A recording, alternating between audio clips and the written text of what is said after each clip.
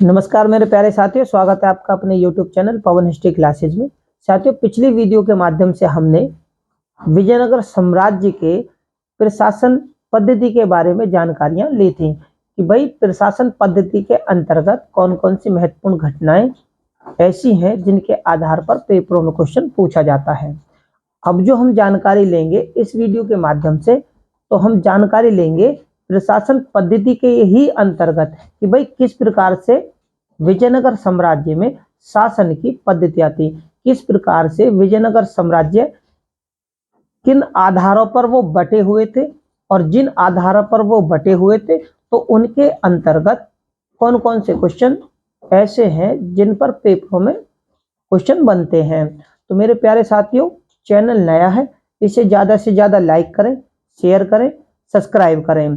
अब हम जानेंगे अयंगार व्यवस्था के बारे में, क्योंकि नयंगार व्यवस्था के बारे में हमने पिछली वीडियो के माध्यम से जानकारियां ली थी और विजयनगर साम्राज्य के साहित्य के बारे में भी जानेंगे कि आखिरकार विजयनगर साम्राज्य में शासन व्यवस्था के अंतर्गत सामाजिक जीवन किस तरह से था, साहित्यिक जीवन किस प्रकार से था, कौन कौन से ऐसे विद्वान थे जो इनके शासन से संबंधित थे और उन्होंने ऐसी कौन कौन सी महत्वपूर्ण ग्रंथ या पुस्तकों की रचना की जो कि पेपरों में पूछी जाती है।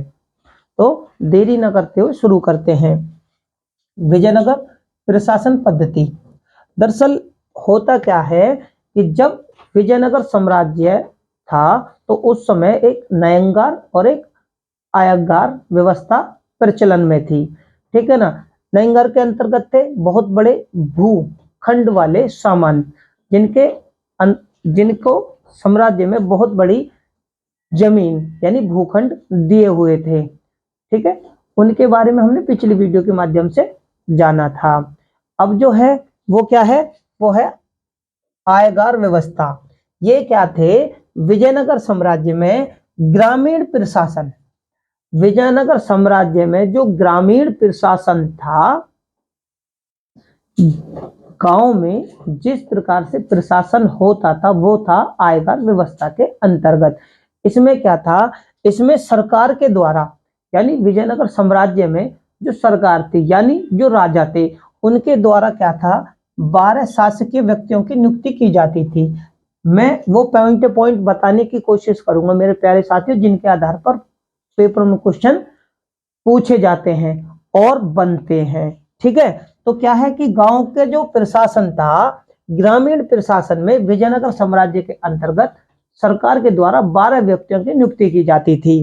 ये जो 12 व्यक्ति हैं जिनकी नियुक्ति की जाती थी कि गांव में आप शासन करेंगे, तो क्या थे, ये आयगार कहलाते थे। क्या कहलाते थे, आयगार। इनमें आयगारों में सबसे जो प्रमुख होते थे, इन्हीं 12 व्यक्तियों में से जो कि आयगार थे, इनमें सबसे प्रमुख जो होते थे वो कौन होते थे, वो होते थे तलारी। क्या नाम था उनका, तलारी। तलारी क्या होते थे, ये ग्रामीण पुलिस होती थी।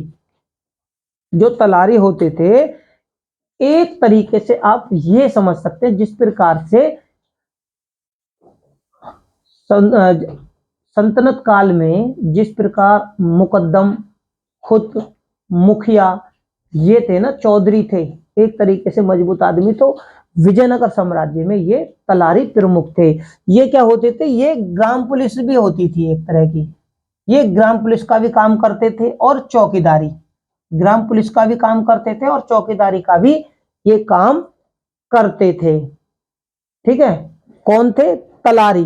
तलारी जो थे और किनमें से थे, तो ये सरकार के द्वारा जो 12 शासकीय व्यक्ति नियुक्त किए जाते थे वही होते थे। ये तो होते थे गांव के प्रमुख, यानी पुलिस का भी काम करना और गांव के अंतर्गत चौकीदारी भी करना कि गांव में ऐसी कोई विघ्न बाधा ना हो। ठीक है, वो सारी समस्याओं का समाधान करने के लिए ये व्यक्ति होते थे। गांव में हिसाब किताब रखने के लिए, गांव में हिसाब किताब रखने के लिए कौन होते थे, संते ओवा। संते ओवा ये कौन थे भैया, विजयनगर साम्राज्य में जो संते ओवा होते थे वो एक तरीके से लेखपाल होते थे। ठीक है ना, जिस तरीके पटवारी भी कह सकते हो। ये क्या करते थे, गांव का हिसाब किताब रखने का यानी पूरे गांव का ब्यौरा रखने का जो कार्य होता था वो इन लोगों का होता था। विजयनगर, अगर अब हम राजा की बात करें, ये जो लोग थे ये गांव के अंतर्गत यानी गांव गांव के अंतर्गत यानी गांव में सबसे प्रमुख व्यक्ति होते थे। राजा एक तरीके से केंद्र वाला व्यक्ति होता था, ठीक है ना। साम्राज्य तो राजा के अधीन ही था, लेकिन जिस प्रकार से केंद्र सरकार और राज्य सरकार थी उसी प्रकार से राजा तो होता था केंद्र सरकार की तरह, और जो यहाँ के लोग थे वो एक तरीके से राज्य सरकार, आप उनको समझ सकते हैं, ठीक है। मैं समझाने के तरीके के माध्यम से ये चीजें आपको बता रहा हूं। तो राजा भी इन लोगों से अगर जो संपर्क साधना चाहता था, यानी ये जो लोग थे, राजा तो था ही लेकिन ये जो लोग थे ये गांव के अधिकारी थे, एक तरीके से गांव के पर्सनली अधिकारी थे, यानी राजा और इधर गांव के अधिकारी। अगर राजा को इनसे कोई संपर्क साधना होता था इनसे, तो राजा के लिए क्या था, राजा अगर इनसे संपर्क साधते तो महानायकाचार्य, ठीक है, कौन थे, महानायकाचार्यों के माध्यम से राजा इनसे संपर्क करता था, ठीक है ना। यानी कि राजा भी इनसे डायरेक्ट नहीं मिलता था, वो भी इनका राजा और इनका जो माध्यम था वो महानायकाचार्य नामक अधिकारी था, उनके द्वारा करते थे। इसके बाद में अगर हम जानने की कोशिश करें तो विजयनगर साम्राज्य में प्रतिनिधि, राजा का भी एक प्रतिनिधि था। प्रतिनिधि कौन था, जो इनसे संपर्क साधता था। राजा उन्हें मौखिक आदेश देता था, या फिर आप ये समझ लीजिए एक तरीके से जैसे राजा ने किसी अधिकारी को कुछ मौखिक शब्द कहे, चाहिए हमें उनसे वार्तालाप करनी है, जो वार्तालाप करनी है, तो उसके लिए भी राजा ने एक प्रतिनिधि था। प्रतिनिधि मतलब कि राजा उस प्रतिनिधि से बातें करेगा और वो प्रतिनिधि उन गांव के अधिकारियों से जाके बातें करेगा। इस माध्यम, इन्हीं माध्यमों के द्वारा राजा उन गांव वालों का यानी गांव के जो अधिकारी थे उनका संपर्क था। तो राजा का जो प्रतिनिधि था उसे परिप्रीत्यागार नामक अधिकारी था। कौन था, परिप्रीत्यागार नामक अधिकारी था, ये राजा का प्रतिनिधि था, ठीक है। ये तो राजा का प्रतिनिधि था, और महानायकाचार्य जो था उसके माध्यम से राजा संपर्क करते थे। ग्राम सभा जो होती थी, ग्राम सभा की कार्यवाहियां, यानी जो गांव के प्रमुख अधिकारी जो थे वो अगर कोई कार्यवाहियां करते थे तो उन कार्यवाहियों को क्या करते थे, कार्यवाहियों का कौन देखता था राजा की तरफ से,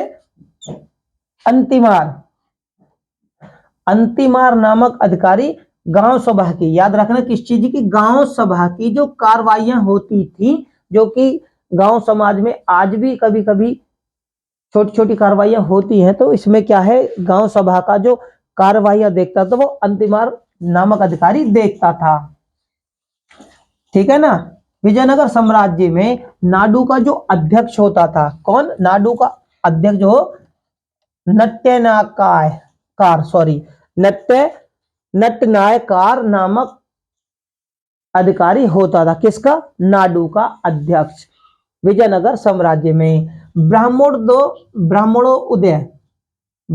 उदय गांव जो होते थे विजयनगर साम्राज्य में, इन गांवों की जो सभाओं को ना, इनमें जो सभाएं होती थी, क्या होती थी, ब्राह्मण उदय, यानी ब्राह्मणों को दी गई भूखंड पे जितने भी जो गांव होते थे, जो ब्राह्मणोदय गांव कहे जाते थे, उनमें जो सभाएं होती थी, उन सभाओं को विजयनगर साम्राज्य के अंतर्गत चतुर्वेदी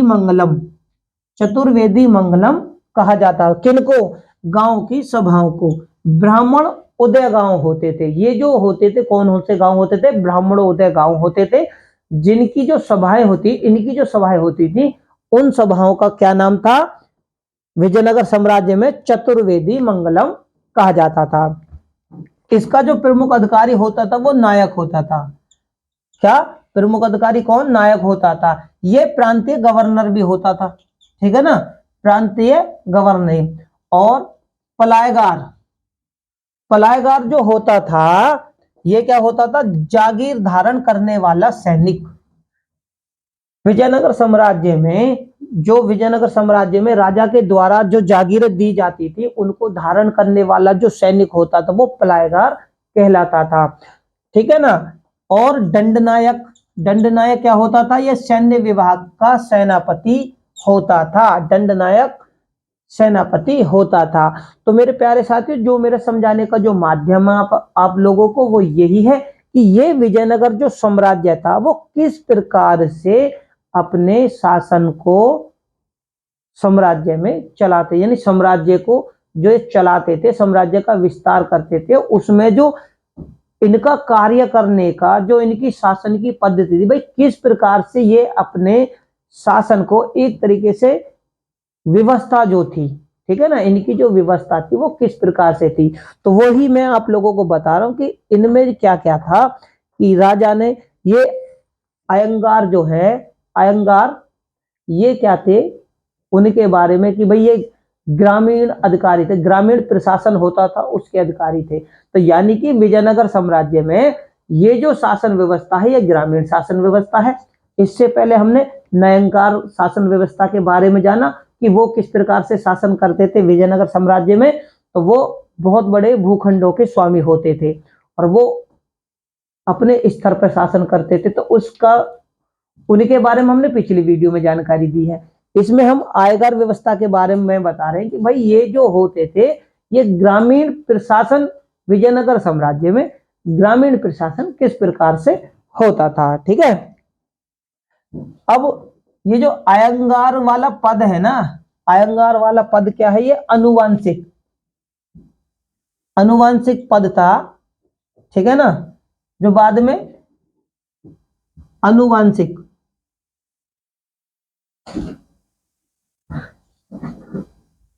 बाद में ये वंशनागत हो गया, बाद में आ गया। ठीक है ना। इनके जो क्या होते थे प्रधानी, ये क्या होते थे, ये राज्य अधिकारी थे। विजयनगर साम्राज्य में प्रधानी क्या थे, ये राज्य अधिकारी थे। और महानायकाचार्य ये क्या थे, ग्राम सभाओं की कार्रवाइयों का निरीक्षण करने वाला अधिकारी। मैंने अभी आपको जानकारी दी थी कि ग्राम सभाओं की, ठीक है ना, ग्राम सभाओं की क्या थे, ग्राम सभाओं की निरीक्षण करने वाला अधिकारी, ग्राम सभा का निरीक्षण करने वाला अधिकारी महानायकाचार्य। महानायकाचार्य जो मैंने आपको कि गांव सभा पे निरीक्षण करता था, लेकिन राजा इनसे ही संपर्क साधता था कि आखिर भाई गांव का प्रशासन किस प्रकार से चल रहा है। ठीक है ना। अमरनायक, अमरनायक जो होते थे वो, ये जो अमरनायक हैं ये 3 प्रकार की जो भूमि थी विजयनगर साम्राज्य में, ठीक है ना, ये राजा के द्वारा दी गई भूमि होती थी जो अमरनायक इन्हें ग्रहण करते थे, है ना, अमरक, अमरक भूमि। ठीक है ना। तो ये अमरनायक कहलाते थे जो उस भूमि को ग्रहण करते थे, यानी उस भूमि का इस्तेमाल करते थे। ये सामंतों, सामंतों का जो वर्ग था ना, ये राजा को सहायता भी देते थे। ठीक है ना। मैंने आपको बताया कि 3 तरह की भूमि थी, ये नायकर व्यवस्था के अंतर्गत थी। तो उस भूमि में अमरम भूमि को इस्तेमाल करने वाले जो होते थे, धारण करने वाले जो होते थे, यानी कि राजा जो अमरम भूमि जिन व्यक्तियों को देता था वो अमरनायक कहलाते थे। ये अमरनायक क्या करते थे, इन पे भूमि होती थी, छोटी छोटी सेना भी रखते थे और राजा की ये सहायता भी करते थे। ठीक है। रायसम, रायसम विजयनगर साम्राज्य में क्या था, जो स्थानिक ये शासन पद्धति के अंदर ये सचिव का कार्य करते थे विजयनगर साम्राज्य में। और स्थानिक जो थे वो मंदिरों का प्रबंधन देखते थे, मंदिरों का प्रबंध करने वाले होते थे। यानी कि विजयनगर साम्राज्य में जो मंदिर निर्माण होते थे, मंदिरों में आप ये भी समझ सकते हैं जो भजन कीर्तन मूर्ति स्थापित या बहुत बड़े बड़े हवन उस तरीके से, या मंदिरों में जो उत्सव होते थे उन सब का प्रबंध करने वाले जो होते थे वो स्थानिक होते थे। कर्णिकम, कर्णिकम जो होते थे वो मैंने आपको, ये लेखाधिकारी होता था विजयनगर साम्राज्य के अंतर्गत, यानी साम्राज्य का लेखा जोखा करने वाले जो होते थे वो कर्णिकम नामक अधिकारी ही होता था। तालाट, तालाट जो था वो गांव का पहरेदार था। कौन था? विजयनगर साम्राज्य में जो तालाट नामक व्यक्ति का जो उल्लेख हुआ है वो क्या करता था? वो गांव का पहरेदारी करता था। ठीक है। माने प्रधानम, विजयनगर साम्राज्य में माने प्रधानम कौन था? ये गृह मंत्री था। विजयनगर साम्राज्य का गृह मंत्री था, यानी गृह मंत्री राज्य के अंतर्गत होम, जो भी आज भी है भाई, आधुनिक समय में भी गृह मंत्री हैं। ये क्या करते? ये सारे प्रबंधन को देखने वाले, सेना का रख रखाव, सेना किस प्रकार से रहेगी, राजा के साथ में कुछ निर्णय लेना होता था, कोई खाद्य सामग्री होती थी, किसी जो भंडार अधिग्रहण करते थे तो गृह मंत्री के अंतर्गत, और बहुत सारे अधीन, गृह मंत्री के अंतर्गत यानी अधीन बहुत सारे अधिकारी होते थे। ठीक है ना। तो ये गृह मंत्री का किस नाम से जाने जाते थे विजयनगर साम्राज्य में? मान्य प्रधानम। और मुद्राकर्ता कौन थे? ये जो थे शाही मुद्रा करने वाले।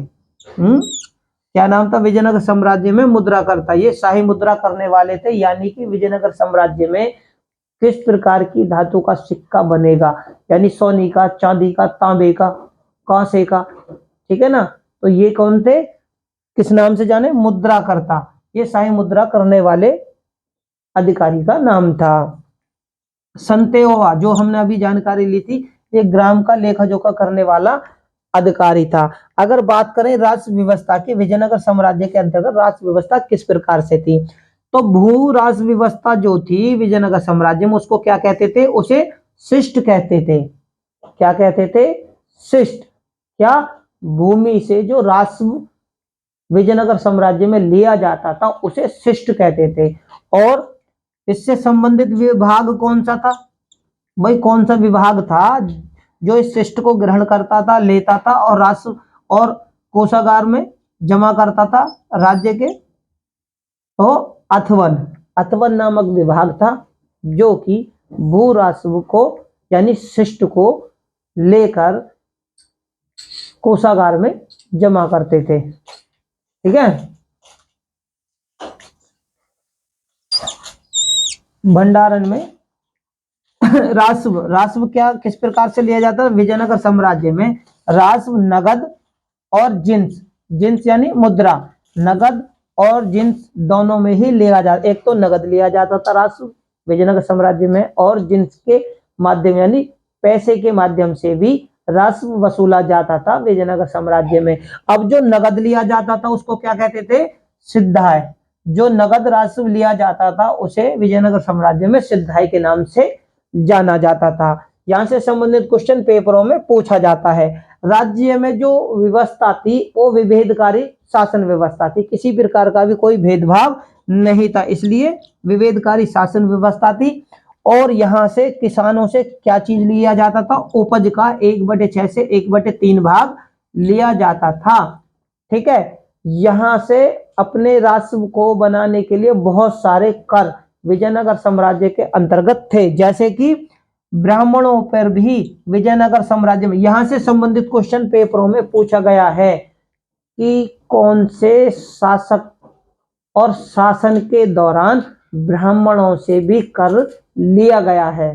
ठीक है। तो ये विजयनगर ही साम्राज्य है जहां से ब्राह्मणों से कर लिया गया है। कर कितना लिया जाता था? 1/20 भाग, 1/20 भाग ब्राह्मणों से लिया जाता था। और मंदिरों से भी, क्या विजयनगर साम्राज्य में मंदिरों से कितना लिया जाता था? 1/30 भाग, 1/30 भाग मंदिरों से कर के रूप में वसूल कर लिया जाता था विजयनगर साम्राज्य के अंतर्गत। राज्य में क्या था? व्यवसायों और मकानों, व्यवसायों और मकानों पर भी कर था। ठीक है ना। और राजमहल के रक्षकों को विजयनगर, ये तो हो गया राजस्व। बात करें तो यहां पर जो राजमहल में रक्षक होते थे विजयनगर साम्राज्य में, राजमहल के रक्षकों क्या? कवलक, कवलक रस कहा जाता था, कवलक रस। और यहां पर क्या है? महिला अंगरक्षक भी, जो वर्णन मिलता है ना महिला अंगरक्षकों का, वो भी विजयनगर साम्राज्य के अंतर्गत भी मिलता है। ठीक है ना। तो यहाँ में राजमहल के रक्षकों के क्या कवलग्रस और महिला रक्षिकाओं का भी उल्लेख मिलता है। और नायकों को ये कौन थे, ये जो कवलग्रस थे जो राजमहल की सुरक्षा करते थे, ये नायकों के अधीन थे। क्या, नायकों के अधीन थे। इसमें क्या है, राशि वसूलने के लिए विजयनगर साम्राज्य में क्या था, पुलिस अध्यक्ष जो थे, पुलिस अधिकारी, यानी पुलिस अधिकारों को भी, यानी पुलिस के पदों को भी, पुलिस के पदों को भी क्या थे, बेचा था। एक तो विक्रय किया जाता था राष्ट्र के लिए, और दूसरा इस इन पदों को गिरवी भी रख दिया जाता था। ठीक है ना। पदी का बल, जो ये पद बिकते थे ना, जो ये विजयनगर साम्राज्य के दौरान पद बेचे जाते थे, उनको क्या कहते थे, पदी का बल। पदी का बल के नाम से उन्हें विजयनगर साम्राज्य में जाना जाता था। सैनिक विभाग जो होता था, विजयनगर साम्राज्य एक ऐसा साम्राज्य था कि यहां से हर किसी विभाग से कर वसूला जाता था। ठीक है ना। और सैनिक और इन विभागों को किन किन नामों से जाना जाता था, उनके बारे में भी हम जान लेते हैं। तो सैनिक विभाग को क्या कहते थे उस समय विजयनगर साम्राज्य में, कंदाचार। कंदाचार यानी सैनिक विभाग था कंदाचार, और इसका जो अधिकारी था वो महादंड नायक के अधीन था। यानी महादंड नायक कौन, सैनिक विभाग कंदाचार, और अधिकारी कौन था, महादंड नायक। इस पर भी कर था। ठीक है ना। विजयनगर साम्राज्य में इन पर भी कर लिया जाता था। और क्या था, अरसु स्वतंत्रम, अरसु अरसु स्वतंत्रम, अरसु स्वतंत्रम, ये क्या था, अरसु स्वतंत्रम जो था वो विजयनगर साम्राज्य में पुलिस कर, क्या, पुलिस कर। याद रखना, सबसे ज्यादा कर लेने वाला जो था हर किसी विभाग से, वो विजयनगर साम्राज्य था। और इन्हीं करों से संबंधित क्वेश्चन पेपरों में काफी बार पूछे गए हैं। जैसे अरसु स्वतंत्रम जो था वो पुलिस कर था, यहां से भी लिया जाता था। ये अन्य कर थे जो कि राज्य को राजस्व इन करों से मिलता था। ठीक है ना।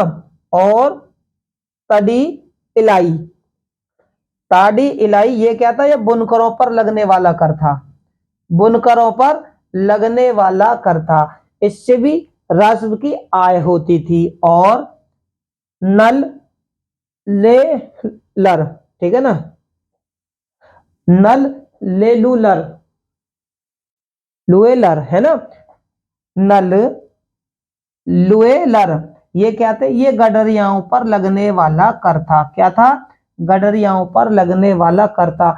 कुछ ऐसे कर थे जिनसे राजस्व को आय होती थी, तो विजयनगर साम्राज्य में उन करों को समाप्त नहीं किया गया, बल्कि उन्हें, उन पर ये कर लगे थे और इनसे राजस्व की आय होती थी, वसूले जाते थे। ठीक है ना।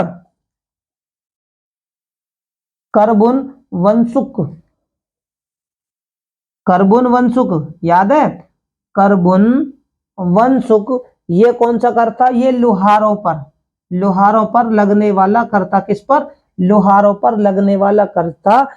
इनको भी विजयनगर साम्राज्य के अंतर्गत नहीं बख्शा गया। यानी चाहे वो किसान हो या किसी भी व्यवसाय से संबंधित व्यक्ति हों, उन सभी पर कर लगे थे और उनसे राजस्व की आय में वृद्धि होती थी। अकबर ने खुद अपनी आत्मकथा जो बाबरनामा लिखा, उसमें विजयनगर साम्राज्य की प्रशंसा की है।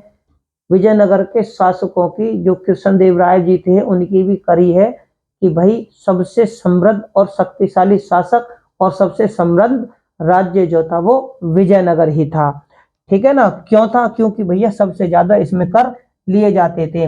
भूमि नापन की जो पद्धति, यानी भूमि नापन की जो पद्धति थी ना, विजयनगर में भूमि नापन की जो पद्धति चलती थी, यानी भूमि मापन, उन्हें हम जरीबों के नाम से भी जानते हैं। क्या, भूमि मापन जरीबों के नाम जानते। तो इसमें क्या था,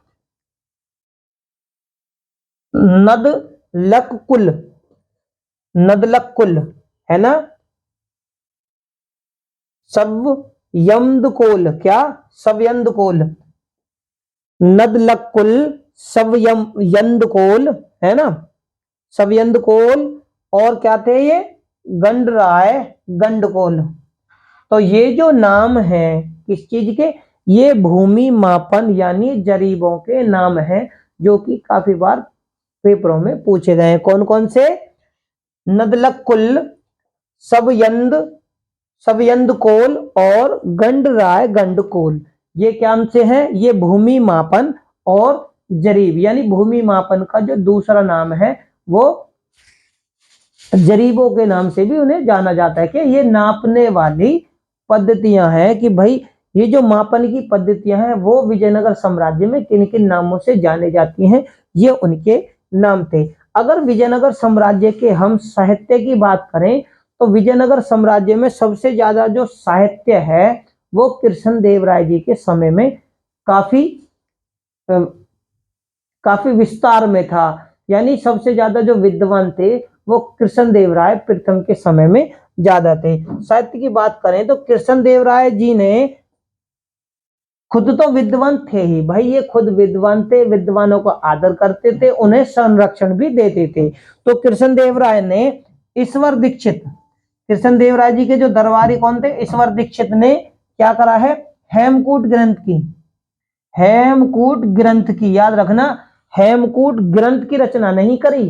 कभी आप ये समझें कि हेमकूट ग्रंथ की रचना की है, नहीं, ईश्वर दीक्षित ने हेमकूट ग्रंथ की दो टीकाओं पर, दो टीकाओं पर, किन पर, दो टीकाओं, जो इन्होंने दो टीकाएं लिखी हैं, ठीक है, क्या लिखी हैं, हेमकुंड ग्रंथ के दो टीकाएं लिखी हैं। और इनके बाद में जो विद्वान आते हैं, अलसानी, अलसानी पेडन्ना, कौन थे, अलसानी पेडन्ना, इन्होंने करी हैं सवारी चीर संभव, सवारी चीर संभव। एक तो अलसानी पेडन्ना ने, जो कि विजयनगर साम्राज्य के विद्वान थे, यानी कृष्णदेव राय के दरबार से भी संबंधित थे, इन्होंने सवारी चिर संभव, है ना, और मनुचरित की रचना की।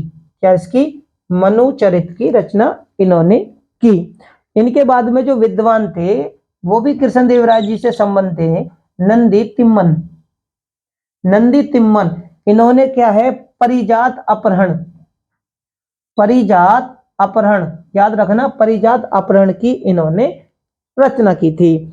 लक्ष्मीधर जी ने क्या करा था, लक्ष्मीधर जी जो थे वो भी विजयनगर साम्राज्य से संबंधित विद्वान हैं। इन्हीं विद्वानों से क्वेश्चन पेपरों में काफी बार पूछे गए हैं और पूछे जाते भी हैं। तो ये आपने याद करना है कि लक्ष्मीधर ने क्या कहा था, संगीत का ग्रंथ लिखा था, संगीत का सूर्योदय। कौन से ग्रंथ की रचना करी, संगीत सूर्योदय नामक ग्रंथ की रचना की थी लक्ष्मीधर जी ने, लक्ष्मीधर ने। विद्यारण, विद्यारण जो थे ये विजयनगर साम्राज्य से ही संबंधित विद्वान है, इन्होंने संगीत सार लिखी थी। कौन सी, संगीत सार। यहां से क्वेश्चन फंसता है कि भाई एक तो हो गया संगीत सार और एक हो गया संगीत सूर्योदय। तो लक्ष्मीधर जी ने संगीत सूर्योदय और विद्यारण जी ने संगीत सार की रचना की। तो मेरे प्यारे साथियों, उम्मीद करता हूं आपको विजयनगर साम्राज्य के शासन पद्धति के अंतर्गत और अयंगार व्यवस्था के अंतर्गत उनके साहित्य से और भू राजस्व से संबंधित महत्वपूर्ण जानकारियां आप लोगों को मिली होगी। तो मेरे प्यारे साथियों, चैनल नया है, इसे ज्यादा से ज्यादा लाइक करें, शेयर करें, सब्सक्राइब करें, बेल आइकन को दबाना बिल्कुल भी ना भूलें। डिस्क्रिप्शन बॉक्स में लिंक दिया हुआ है, वहां पर जाकर आप हमारी सारी वीडियो को देख सकते हैं। धन्यवाद।